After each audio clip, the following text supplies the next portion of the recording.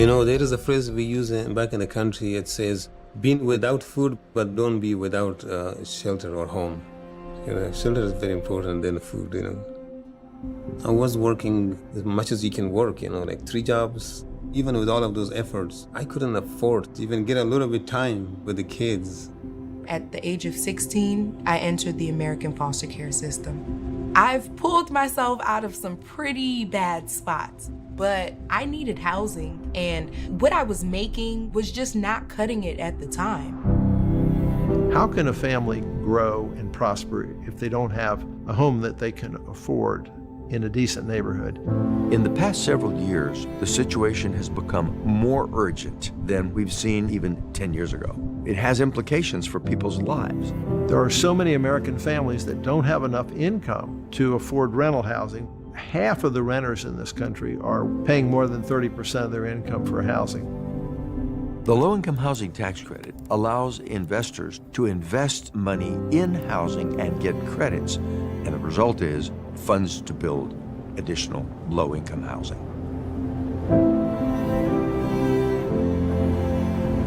The Section 8 vouchers are the primary way to help people afford housing.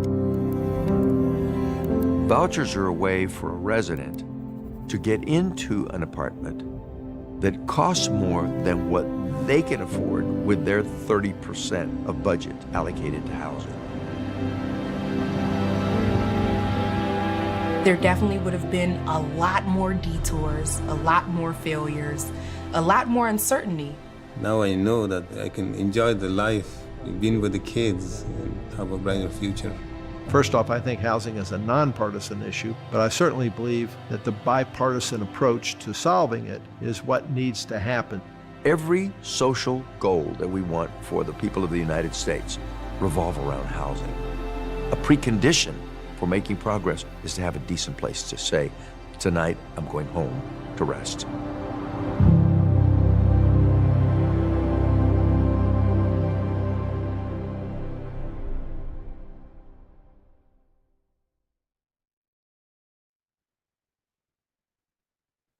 Good afternoon, and thank you for joining us today. I'm Kristen Clearfield, a Senior Policy Analyst at the J. Ronald Terwilliger Center for Housing Policy here at BPC. At the Terwilliger Center, we work to advance policies and programs that promote greater housing affordability and access. Today, we'll be talking about one of the more widely debated housing policies to address high housing costs, rent regulation, commonly referred to as rent control. Over the past century, a range of rent regulation policies have been used to address high housing costs, with mixed results. Our discussion this afternoon, Rent Regulation in Practice, Economic Insights and Regional Perspectives, dives into this topic. To help us understand the nuances of rent regulation policies and their impacts on diverse housing markets, I'm pleased to be joined by a panel of academic experts. First, I'd like to introduce Edward Getz. Ed is a professor of urban and regional planning at the Humphrey School of Public Affairs and the director of the Center for Urban and Regional Affairs at the University of Minnesota. He specializes in housing and local community development planning and policy. Ed received his PhD in political science from Northwestern University. Next, I'd like to welcome Haidar Kurban, professor of economics and the director of the Center of Excellence in Housing and Urban Research and Policy and the Howard University Center on Race and Wealth. As the director of these centers, Haidar supervises research that seeks to overcome inequities in areas including housing, health, education, economic well-being, and community development. Haidar holds a PhD in economics from the University of Illinois at Chicago. I'm also joined by Caitlin Shagru-Walter. Caitlin is Senior Vice President of Research at the National Multifamily Housing Council. In this role, she has the primary responsibility for overseeing the organization's research efforts. Her areas of expertise include the housing supply shortage and housing market trends. Caitlin holds a PhD in planning, governance, and globalization from Virginia Tech. Thank you all for being here today. Before we start our conversation, I do want to remind our virtual audience that if you have any questions for our expert panelists, you can submit them in the YouTube chat, and we'll get to as many as time allows during the Q&A portion of the webinar. So let's get right into it. Caitlin, to make sure we're all on the same page and to kick off our discussion, I think it would be helpful for you to define a few of the key terms that we're going to be talking about today. So what are the main components of rent control, rent stabilization, and rent regulation, and how do they differ? Yeah, thank you for having me. We tend to use at MHC rent regulation as kind of an umbrella term for rent control, rent stabilization. We started to see, I don't know, probably 5 or 6 years ago. It's long been established. There's a lot of, everybody sees the quotes that, 93% of economists agree rent control is a bad idea. And then 5 or 6 years ago, we started to see things like anti-gouging laws that are different than rent control, where there's kind of an adjustment for inflation. So some states have CPI plus 7%, for example, as the cap on how much rent could be increased. And so instead of getting into a debate about, whether or not this was rent control or anti-gouging is a term that's used a lot for that. And each state has a different kind of terminology. We just kind of started to group everything as rent regulation. So when there's some sort of restriction on how much a housing provider can increase rent, we refer to it as rent regulation. Okay, that's really helpful, and I think that's the term we'll be using most today as well. And 2 areas that we're going to focus on today are St. Paul, Minnesota, and Washington, D.C., to really dive into how rent regulation policies are put into place in practice. And Washington, D.C. is one of the areas that has had rent regulation in place for several decades. But until recently, there hadn't been much research on its impact. And so we're pleased to have Haidar here with us today. And Haidar, could you give us an overview of the rent regulation ordinance in DC as it stands today? And then tell us a little bit about how Howard University got involved in studying the rent regulation policy. Well, thank you for having me here today. So DC's rent control, rent regulation, law is pretty old, right? It was first, not this one, but the first one was started in 1919 because of the similar kind of, things that we observe today, high cost of livings that the civil servants could not afford to live in DC. So, and this was, rent frees were very popular during the First World War. And then after the war, they were rescinded. The current kind of rent regulation or rent control law goes back to 1975.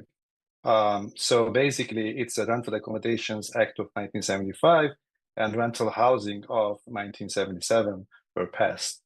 And then both were overhauled in 1985.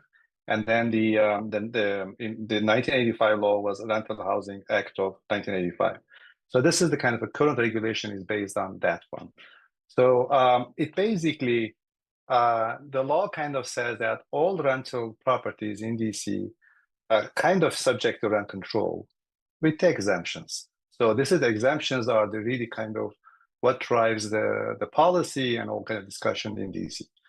So what are the exemptions? Because exemptions are also important. We'll discuss that, whether you are a small homeowner, a provider or a large provider, kind of, how we can get around that, or we can navigate through them.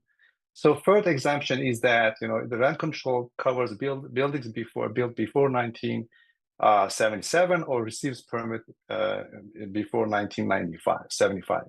So any building that was built after 1977 will be subject to rent control.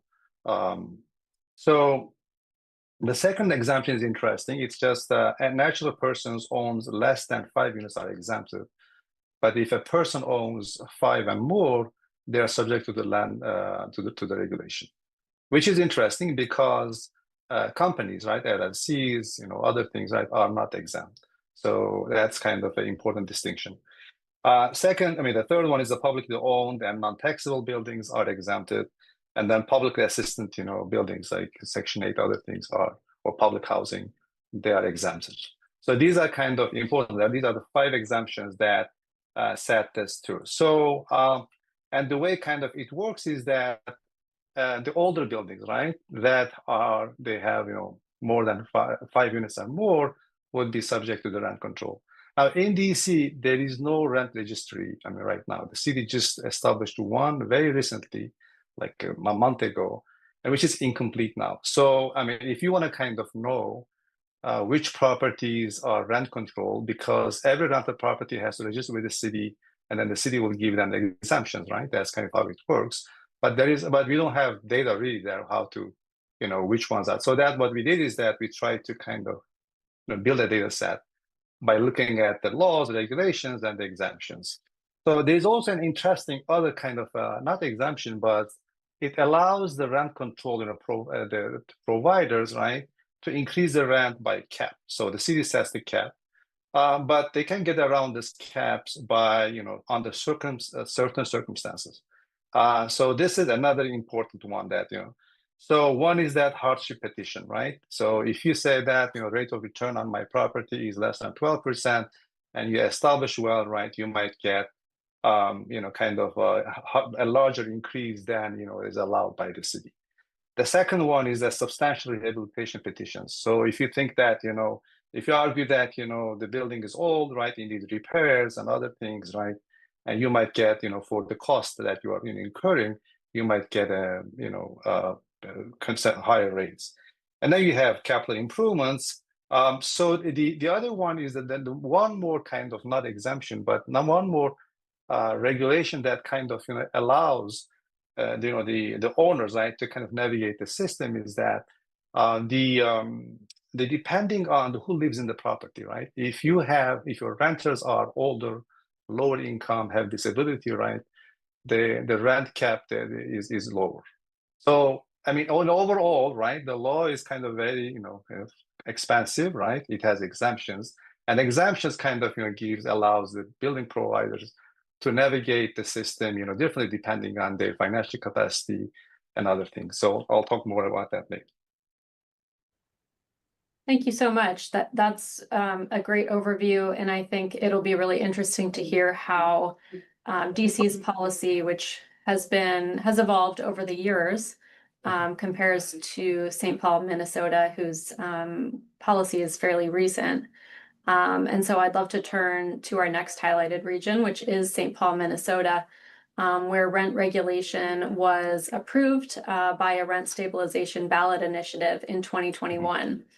And Ed, you helped to bring together a group of stakeholders early on in that process to shape the goals of that rent stabilization policy.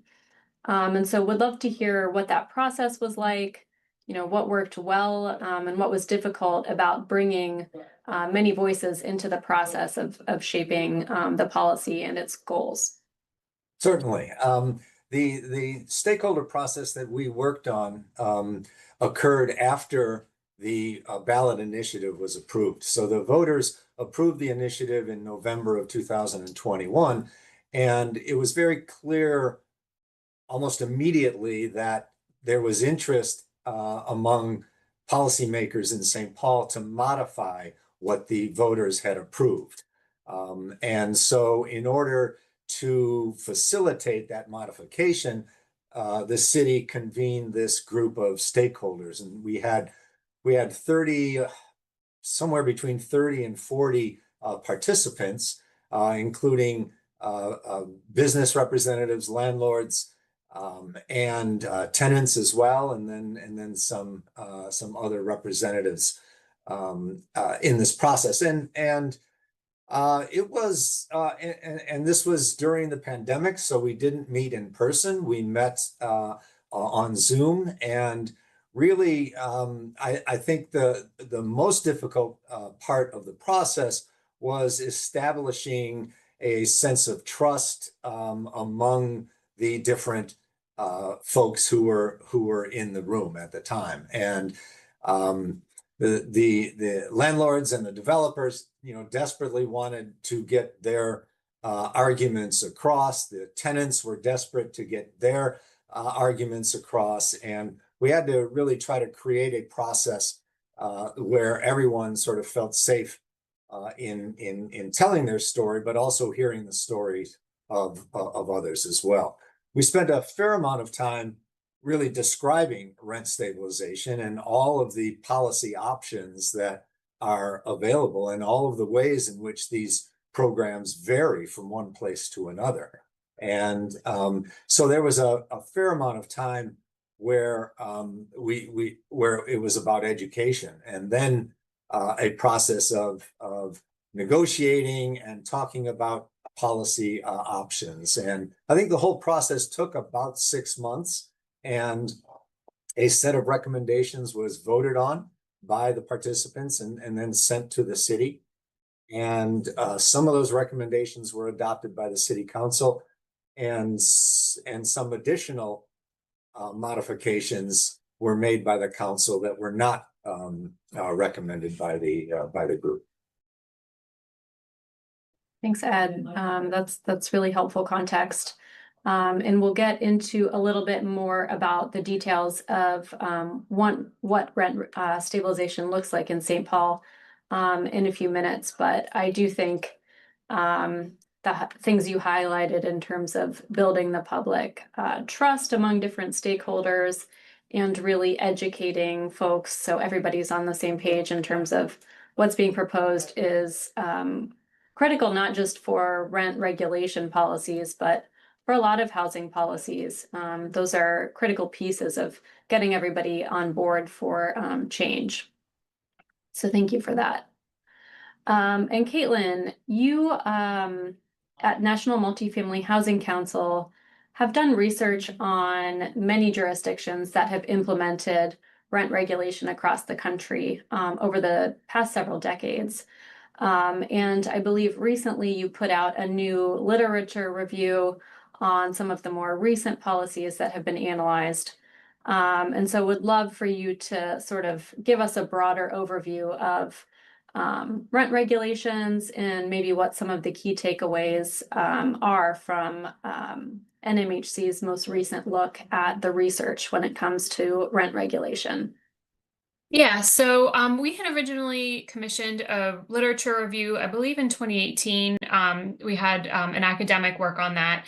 And then once we started to see more of these initiatives pop up, we had Dr. Chris Nelson, who I always want to attribute to Virginia Tech, but I believe he's at University of Arizona at the time, do an update to that literature review that Lisa Sturdivant had done previously. And so it was just a look at what academic research has been out there. So at NMHC ourselves, we have both research that we conduct on our own and then also research we commission out. We had done several surveys of our memberships who are, the developers, the housing providers that Ed was talking about. And there, folks were responding that they were not wanting to invest in these areas because of what the earlier evidence had talked about, but then also just fears that, taking into example the initiatives that included inflation adjustments, concerns that, once it was actually enacted, those thresholds of those caps could lower. And so we were hearing from folks that investment was being impacted by that. So we had Dr. Nelson take another look. There had been some recent pieces done. And what he found was that, it was very similar to what the older academic research had talked about, talking about that, it's not a targeted impact. It's not a targeted solution for folks. So there's no income restrictions. Hader just mentioned, though, that DC does have some additional measures for rent increases if there are low income or elderly households. But on the whole, it's, there's famous examples in New York where there's not an income restriction and it gets passed down generation to generation. And so there was also indication that mobility is hampered. Folks are less willing to move to alternate jurisdictions where they might have better economic opportunity because they don't want to give up their rent regulated or rent stabilized unit. There was indication that it caused some losses to the housing stock. Again, each jurisdiction is different. The DC example, it carves out for mom and pop housing providers, but if folks in a jurisdiction were going to be subject to rent control, they were more likely to turn their unit over to a condo, for example. And then it also created, it essentially created a shortage for the market rate units that weren't subject to the rent regulations. And so it did have an impact on the ability to of units to filter down. So the new research literature review really found that a lot more of the same continued. Thank you, Caitlin. That's really insightful. And If I might, yeah. because I conducted my own research and literature review on this as well. And I think that although you hear a good deal from developers in the real estate industry about their reluctance to invest in places that are regulated, there really is no empirical evidence that the rate of housing construction declines where it's been studied. And that's primarily due, I think, to the fact that most programs have an exemption for new construction. But in studies in Massachusetts, in California, and New Jersey, they show that the rate of new construction really doesn't go down. But the other point that Caitlin mentioned about units being removed, that does appear in the literature. There's a study of San Francisco showed that this happened, but that it was mainly correlated. It occurred in neighborhoods that were gentrifying, and I think that this is an important finding because what it shows is that this phenomenon of pulling units off of the rental market was not done because landlords didn't think that they could make enough money. It was done because landlords thought that they were going to be limited in making more money in gentrifying neighborhoods, and because that's where they were pulling the units out. And so, all rent control programs in the United States have provisions for reasonable rate of return. They have them because that's what the courts require, right? The courts will regard a program as unconstitutional if it doesn't have a provision for a reasonable rate of return. That is, an appeal for hardship that Professor Kervin referred to before. And so I think that in most cases, these programs allow for reasonable rates of return. What they try to target are unreasonable rent increases. I think one issue that, and again, this isn't showing up in the literature yet, but we're hearing from folks. One issue is that each jurisdiction has different rules. And so giving, for example, the DC, so it costs money for a housing provider to comply with those rules on their operations side. There's not a lot of academic research about the impact of regulations on rent. We do have some where we've hired an academic.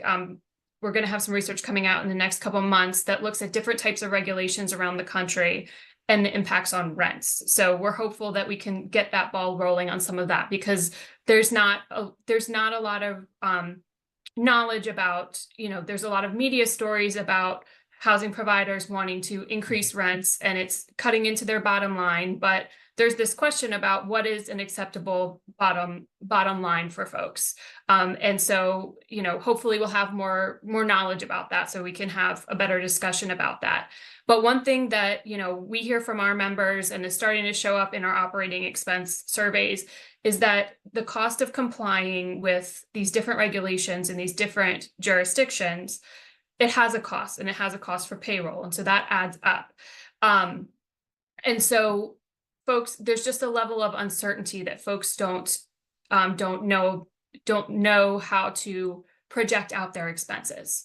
And so that's where a lot of the fear on the part of the housing providers is coming from, that, you know, when you sign a loan, you are projecting out your financials for decades. And if you don't have a known rate of return, that can be damaging to investment.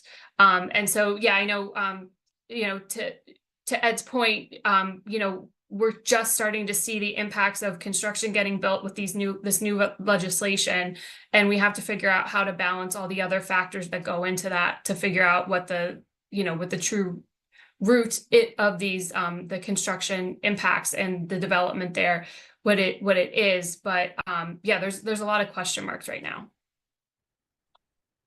If I may kind of add a few, I think it seems like, as Ed kind of said that, you know, it's about the demand in the area, right? I mean, kind of, you know, the demand is important. So one purpose of our study is that is really because we have now new data sources, right? Now we are using listings, like rent listings data, right? Where we can see how the rent control and the market rate, right? You know, units are listed, right? What the rent are asking, so we can compare what's going on, right? And in DC, and one more thing that we notice is that in some buildings, right, which are supposed to be rent control, they also might have, you know, some publicly subsidized, you know, program tenants, right? So which shows that, right? That is, and these are like, let's say we have a Section 8, right, voucher programs, right? So which shows that the rent control, right, rent in the building, right, might not be that low because they're kind of comparable, right? So now, you know, this is the next thing we want to do, kind of to see that, right, where is the demand, right, and how this kind of the rent control units versus the other ones, right, we can compare. So it is a very complicated issue, right? I mean, it's really the local demand is important, and it's also, there are, you know, different folks, right, depending on their economic power, right, they can navigate the system, which I'm going to explain, right, more, and they might kind of navigate the system, or they might just avoid it through churning, what we call, as you say, as you know, as Captain said, right, people might do conversions. You know, in DC, conversions are happening a lot, so they just basically take out their units from the market. So this and this is kind of the purpose of our study, right? To really get, you know, using this new data, you know, sources, right? To be able to compare, you know, the market rate and the rent control and other kind of those on other kind of rent publicly subsidized programs, and to see that, you know, really where the demand is and whether the rent control, you know, units or owners are, I mean, are they really kind of pressured, and to what extent? But as I'm going to explain, is that it just, you know, we in DC, it seems like the small owners, the owners who have, you know, like 5 to 20 units, right? We describe them as small units. It seems like their numbers are big, and these are in older neighborhoods, right? And they might not be able to navigate or the system, right, as much as the big owners. Well, thank you all. And I just, you know, this is why we have invited you today, because there's a lot of data that's coming out, but there are still a lot of question marks. And it is a topic that, you know, affects the range of folks in the housing industry. Ed, did you have something you wanted to say before we move on? Sure, I did. I think it was the point was raised earlier about housing stability and how rent control may keep people in units longer than they otherwise would have been, creating a kind of market distortion. And I wanted to say something about that, because I think what that means is that these households are making a trade-off between remaining in an affordable unit versus moving to a location that might be better for them, et cetera. And low-income and middle-income households routinely make trade-offs like that when they look for housing. They do it every time they rent. They trade off affordability for maybe poor conditions or maybe a neighborhood they wouldn't otherwise be in. And so I don't think there's anything unusual about rent stabilization producing that kind of trade-off. That trade-off exists in the market anyway, and is and is more rampant, frankly, when there is no rent stabilization. Yeah, I would just add, I think one of the big picture, yes, trade-offs are made in the market all the time. I think that, we use the rent control lit review as a piece of the puzzle when we talk about the affordability crisis, and we use it more as, and I think we're going to get to this later on, there are better solutions that maybe don't have these constraints that rent regulations impose, that maybe can address some of those constraints better. Okay. Well, yes, we will get into some of those other options towards the end of our discussion, so stay tuned. But wanted to give Haidar a chance. You already sort of started touching on it, but your research center at Howard has helped to fill this data gap that exists in DC. And so you're pulling together a pretty wide range of rental market data for the district, including on rent regulation, I believe. And your team is using this data to evaluate some impacts of the rent regulation policy on the district. So is there anything else you wanted to share about this project? And are there any early findings that you can tell our audience today?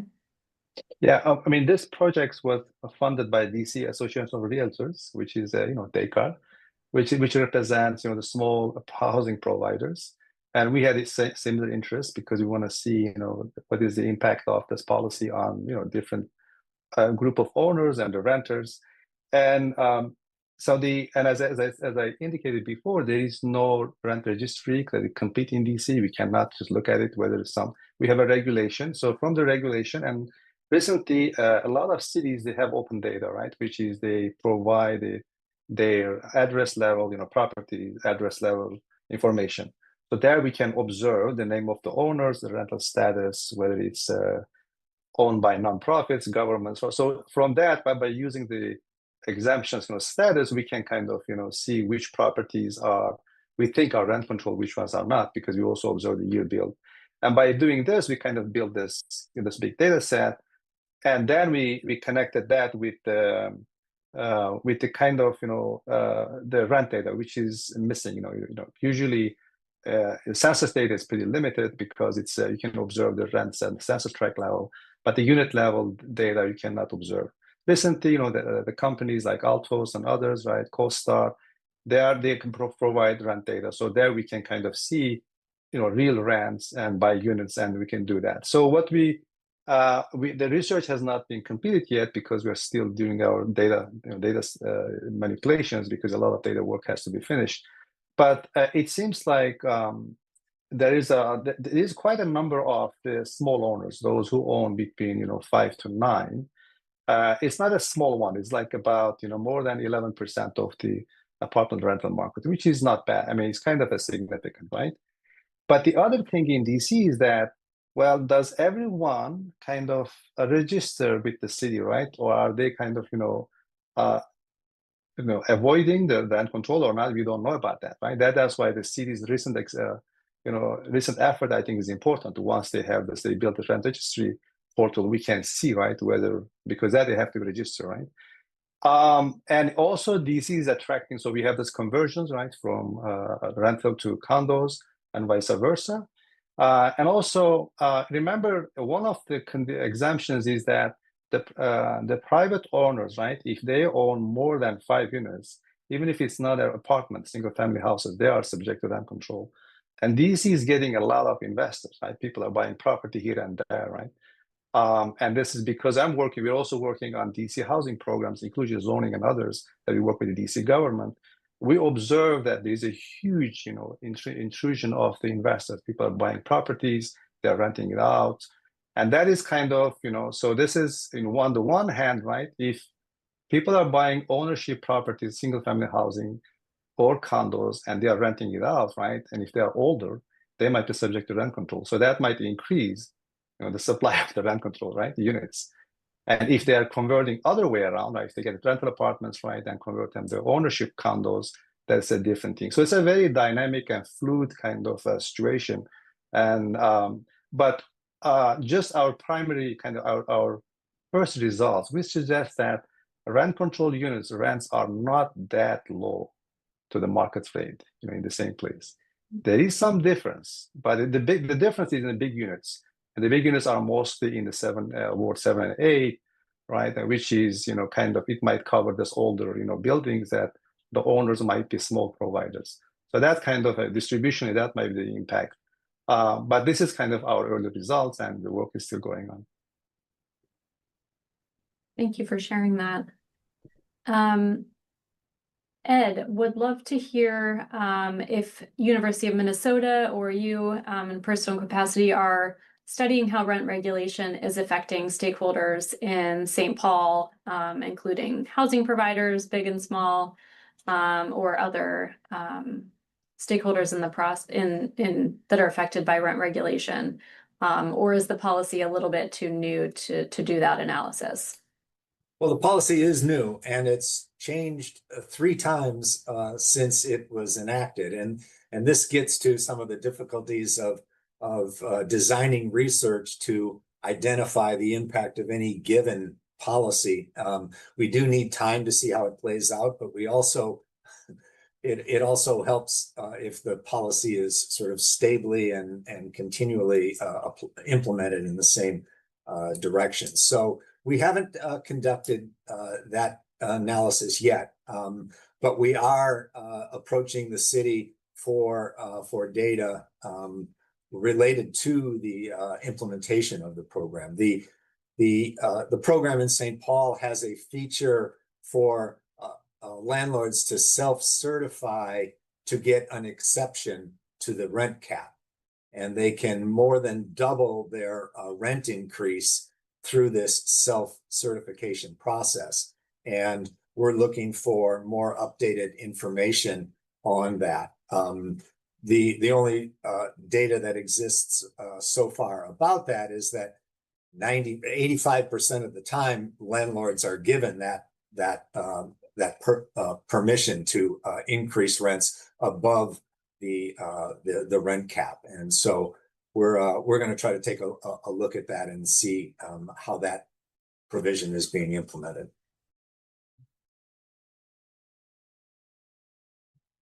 Of the changes that were made last year, potentially by the mayor, was to alter the policy to stimulate new housing construction.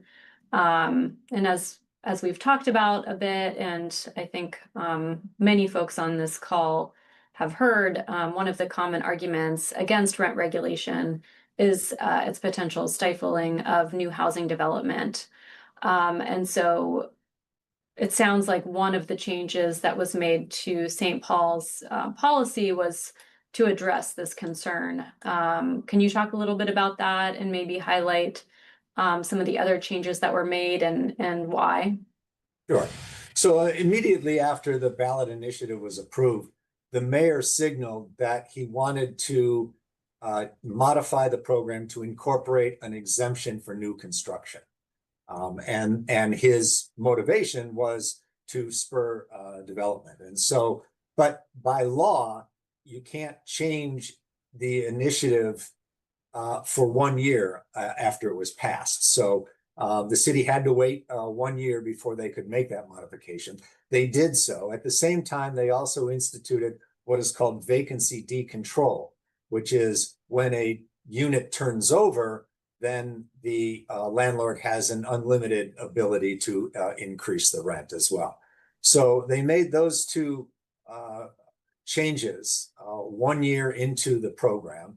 And then just earlier this year, they changed the new construction exemption. The first one they initiated was for 20 years. So for the first 20 years of a building's life, it was exempted from rent control, but they modified that to set a hard and fast date. And so anything built after 2004 in St. Paul is now exempt from the rent stabilization program. And that, and along with the other exemptions, there's an exemption for publicly assisted housing. similar to the DC example. The general estimate here is that about 1/3 of rental housing in St. Paul is now exempted from the rent stabilization program. Okay. Can I ask, so there were a lot of headlines after the ballot initiative about the decline in construction in St. Paul and permits. Construction data from the census, they do a good job, but there's a lot of things that you can't learn from that data. And so I was just wondering, with your local insight, permits don't always translate to starts, what actually happened especially in that year intervening between the initiative and the mayor's change. Right. And so this is a issue of great contention locally.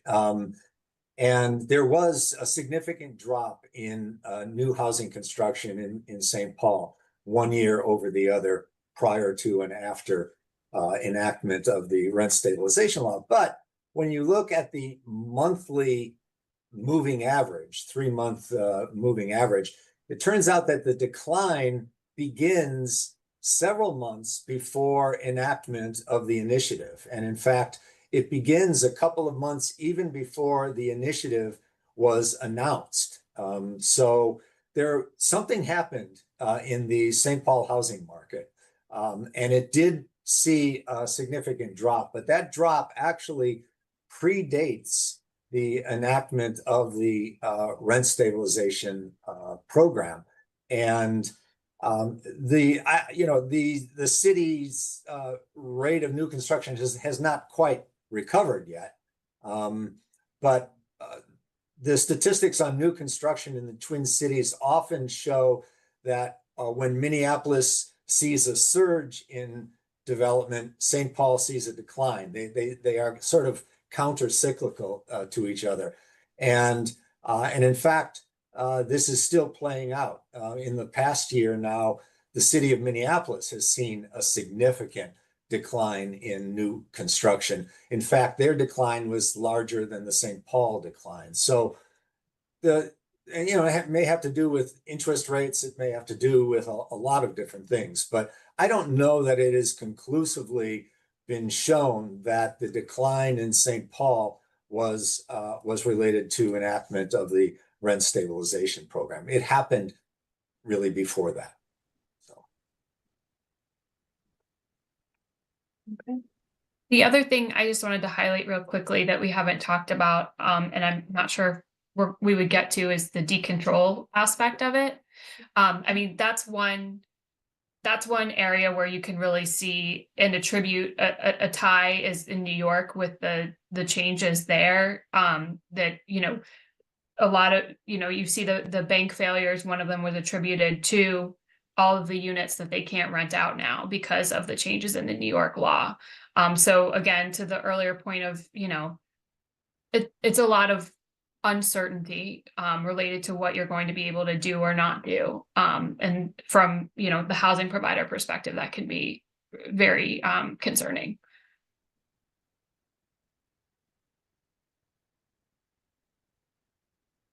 Okay, well, keeping with the housing provider concerns, Caitlin, National Multifamily Housing Council and your member organizations do have policy priorities, I believe. And I think it's fair to say that rent regulation is not one of your membership's preferred policy tools to keep housing affordable for low-income renters. So would like to give you the opportunity to talk about strategies that you do support to help low-income households while meeting the needs of housing providers and your membership. Yeah, and so just to be clear, my department research is different than our government affairs department. So we have our government affairs policy priorities, which are not always my priorities. So, I think that my internal motto is nobody likes a whiner. Like it's not great to just talk about, this is the solution that doesn't work. So we're trying to devote a lot of our efforts to these are the solutions that work for everyone. And so LIHTC, you guys had in your preview video, that's one that, it's our biggest producer of affordable housing. It's still a drop in the bucket, but at the moment it's the best we've got. We're doing some research on opportunity zones. That's another area where there's not a ton of research yet. But things that we've talked about that are, they don't necessarily cause the issues amongst the various stakeholders that rent regulation does, that then just gets us kind of like caught in the middle there a bit. Voluntary inclusionary zoning, so making it so that if there's a set aside for a certain percentage being affordable to a certain income level, that you could do a density bonus to make up for that. And also tax abatement. That's my current favorite because it still gives the locality the ability to kind of choose their own adventure for what works for everybody. But it can be a difficult sell on the public side because it looks like you're giving away money to a housing provider.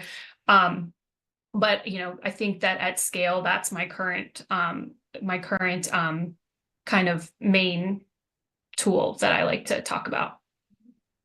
Oh, and everybody loves to talk about adaptive reuse, although as an urban planner at heart, like that's a really small, it works in some cases, but not everywhere. Fair enough. Thank you for sharing those. A lot of those topics are areas that we work on as well, and would agree that they are important components of affordable housing policy. Yeah, I mean, I would agree with all of that. Those are, but I don't see it as an either or proposition. I think that we're in the middle of a historic housing crisis, and it's going to take more than those initiatives. I looked at the amount of subsidized affordable housing that's been built in St. Paul over the previous few years, and we're talking a couple of dozen, maybe 100 or so if in a good year. And when rent stabilization was enacted in 2021, overnight, 80,000 renter households were benefited. And so when you talk about the scale of the problem, you need a solution that is of a similar scale. And all of these programs that Caitlin mentioned are good programs. They need to be expanded and they need to be pursued vigorously, but they are drops in the bucket given the current housing crisis. Yeah, I think that one, I know that, and, we heard the example of St. Paul and the construction had slowed. One solution we haven't talked about is just making it so that the market rate housing providers can actually build at the scale that they're able to. We haven't really talked about filtering.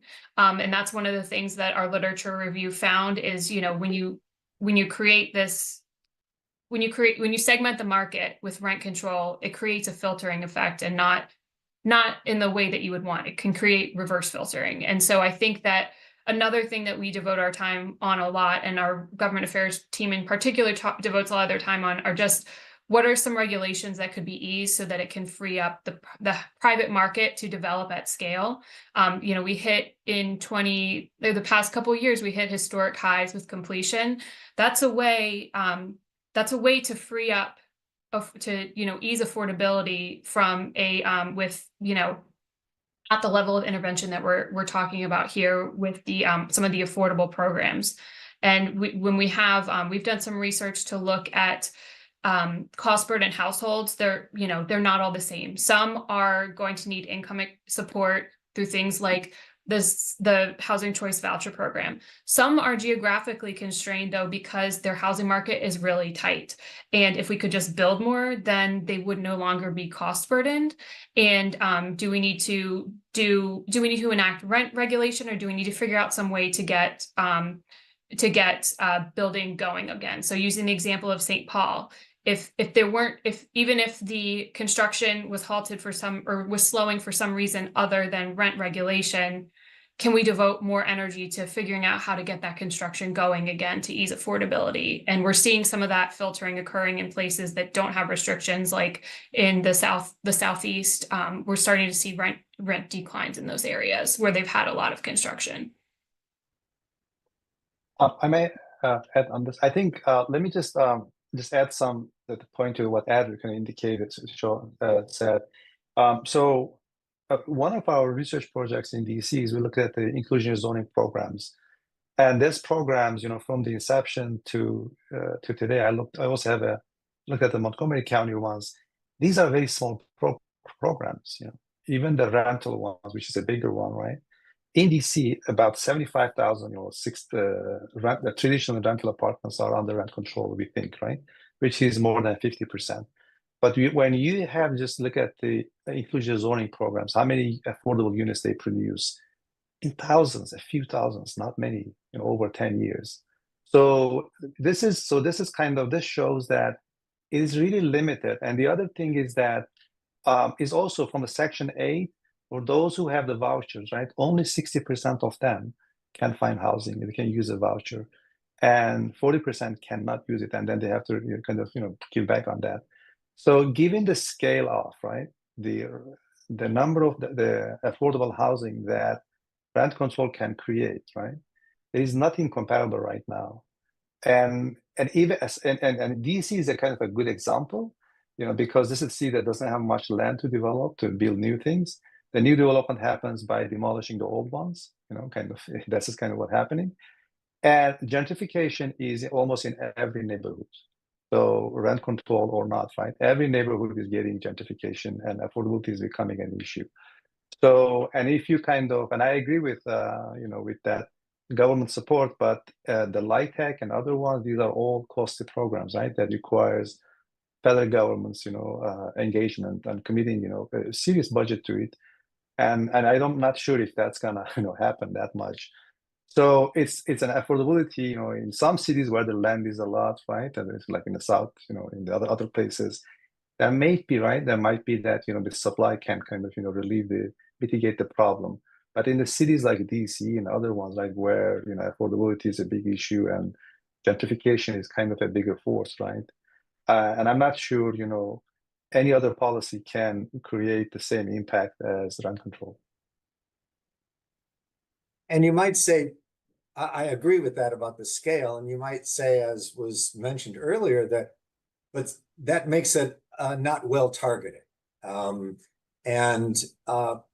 my reaction to that is, first of all, the evidence is mixed on that. There are some studies that show that it's pretty well targeted, but Social Security isn't well targeted either, but we don't make arguments for dropping it because it's not targeted. And I also just don't understand the logic that says because wealthier people are receiving a benefit that we shouldn't protect lower income people through this same mechanism. And so for me, the argument that it's not well targeted is not very persuasive. I think we need a resolution of the housing crisis at a scale that meets the problem.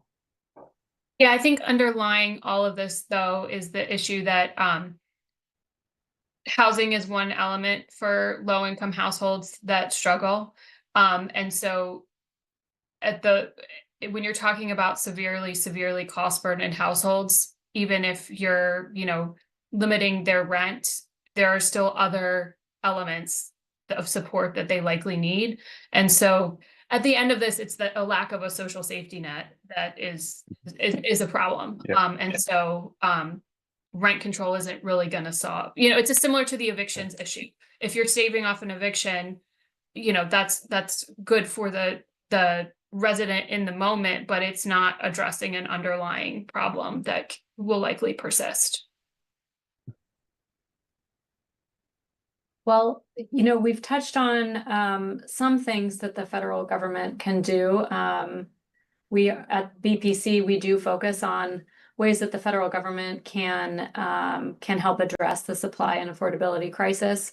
And so wanted to give you a chance to mention anything else that hasn't already been said, in addition to LIHTC, opportunity zones, inclusionary zoning. Are there any other programs or policies that we should be lifting up here? Fully fund the voucher program. That's our, that's a big one for us. Thanks. I think in a situation like this, right, there has to be some public option. It seems like, so either publicly and directly supplying or, subsidizing the supply. That, I mean, that's kind of, this is how the Europe in Europe, right? And if you compare with our other comparable countries, right? This is how they are doing this. Yeah. Okay. Well, we have had a few questions come in from the virtual audience, and we also had a few questions from folks who registered ahead of time. So want to give a few minutes for those questions. So we will jump into that. We have a question here about the sort of size or scope of rent regulation policies, because it says here rental markets are different sizes. Some are larger than a municipality that has enacted rent control. So what happens in adjacent jurisdictions in rental markets if only a subsection of the market is subject to rent control? Have any of you seen research about this or done research on that yourselves? I have not come across any research looking at what happens in adjacent markets. I think it's hard enough to devise a research design to get at what happens in the jurisdiction that has rent control, but I haven't come across anything. I don't know if others have. Yeah, There was I didn't. okay. Oh, go ahead, Ken. Yeah. No, go ahead. I'll go next. Well, I mean, I didn't see any direct research, but there is some research in DC that done on earned income tax credit, which is DC has a more generous earned income tax program than its neighboring states, and it seems like it kind of works against the gentrification a little bit, right? A lot of lower income, they stay in the city, right? Pay higher rents instead of like moving out. To the extent that that difference is kind of makes sense, right? So it seems like similar forces might be working here too, but I am not going to be any direct research, which would be a good research topic actually to look at it.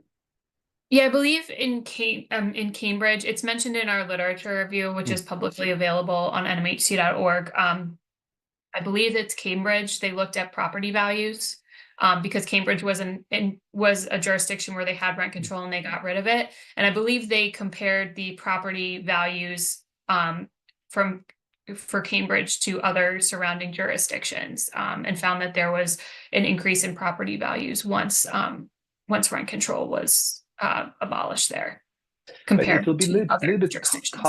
It will be a little bit complicated because rent control goes by the year built, right? So in the same census tract or same neighborhood, right, you might have newer buildings which are exempt from it. So it's kind of it's hard to make that distinction, right? I mean, unless the neighborhoods are very different, right? So somehow the rent control stock have a really negative externality on the neighborhood, right? Somehow dominates the rental market in the neighborhood. Which is, yeah. Agree, it's a topic for further investigation. Yeah. Mm-hmm. And, I think we've spent a good portion of our time talking about this, but I do think this is sort of at the crux of the issue is this question. There are so many different types of rent regulations. How can we really compare them? How can we determine the impacts and see, what's working and what's not? Any reactions to that? I think for my members, which are typically larger housing providers, it makes it difficult because they're going to go to the worst case scenario, which right now is New York, where you have units sitting vacant in a very tight housing market. And so especially when you're trying to get investors to invest in your housing unit so that you can continue to provide housing for folks, they're going to go to the worst case scenario housing story. And so even if DC's has certain carve outs or St. Paul has exemptions, when you're talking to an investor, they're just gonna think of the worst case scenario, and that's going to make it difficult. Well, and I wonder why that's the case, because I think investors typically do pretty good research on where and how to make investments, and why wouldn't they do the same type of research to find out what specific requirements or regulations exist in a market that they want to invest in? Because I think, you know, the question that you got from the viewer was exactly right. There is incredible variation in what rent stabilization looks like one place to the next, including what are the allowable rents, what are the exceptions, what are the exemptions, and in most places the programs operate really quite well, and landlords are able to make a return. So it's a little mystifying to me why they would go to the worst case scenario without doing that kind of investigation. I think well, it's not, I think it's less of the current state of affairs and what it could turn into. It could turn into, giving the example of St. Paul, it's had how many revisions in the past few years? Berkeley, California is another good example of that. They've made it so that the escalation is essentially below the cost of living. And so if you're investing in an area where it could change and it could get to where there is an example elsewhere of they've made it worse, there's that level of uncertainty that you can't really quantify, you can't study, that gives them pause. Things can change in all directions. Yeah. Right. And as we saw in Massachusetts, rent stabilization can be eliminated. And rent stabilization can appear where it doesn't currently appear. So I think we have to be kind of, when we can look at the other alternatives, I mean, we know we have aware of the shortcomings of the rent control, right? But it is a program that, you know, if once you are in, right? I mean, you are in. I mean, let's say the programs like inclusionary zoning, right? So the developers, they build, right? They have some density bonuses, and they build like a few, affordable units, right? Now, who's going to get those units, right? I mean, this is my research. I mean, that I've published a few papers on that. It's not clear, right, whether these are as open as available to everyone as other thing, right? Developers are really kind of looking to the renters, right?